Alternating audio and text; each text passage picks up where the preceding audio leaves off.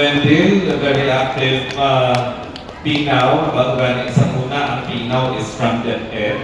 Subong nagalit sa PHO. And of course, Doc Borja of the Department of Health, Kagupot. Si Ma'am Lilibet, Alice Shadi, no? At the PIA, and of course, our colleagues from different government agencies. Ano nagalit ang ako ng mga friends from India, no?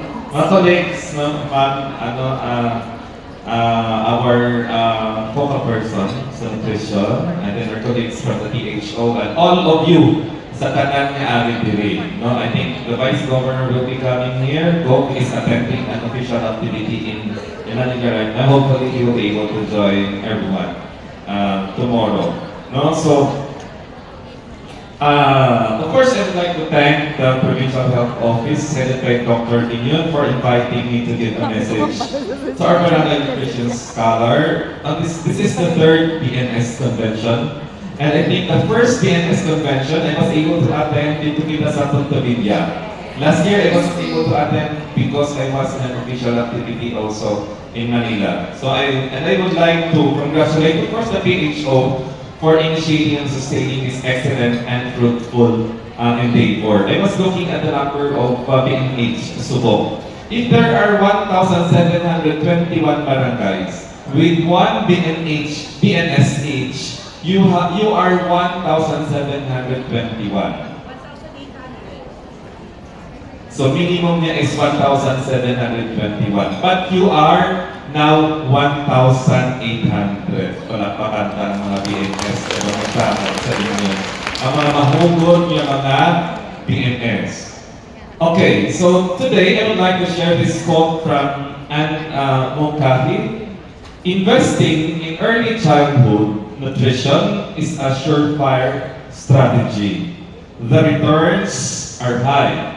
This quote highlights the importance of providing children with optimal nutrition during their earliest years yields to substantial long-term benefits for the person and the society. As BNS, you play an important role in the health and nutrition of our children in the barangays. Your primary role is to monitor the nutritional status of children and other nutritionally at-risk group and link them with nutrition-related service providers. As I have mentioned during the first BNS convention, of my experience in the nutrition program about mga 25 years ago, I was already involved in the many PHO programs sa ating Department of Health, the Provincial Health Office.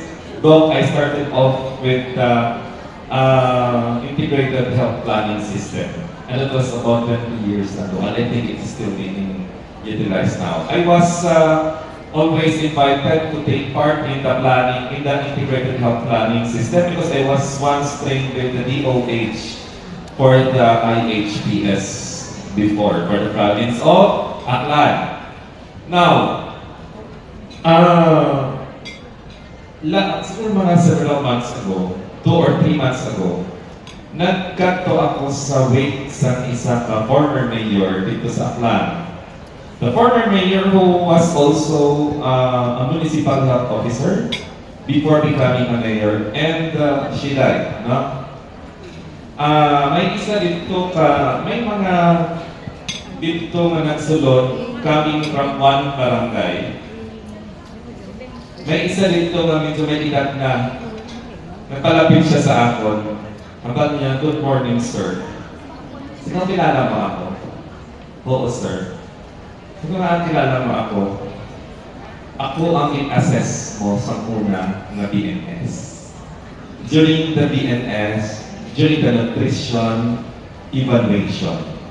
Because I take part in the nutrition evaluation of the province of Aklan before. And siya totally ang dinominate sa ilang municipality para mag-participate sa assessment. Pero, nag-retire na siya.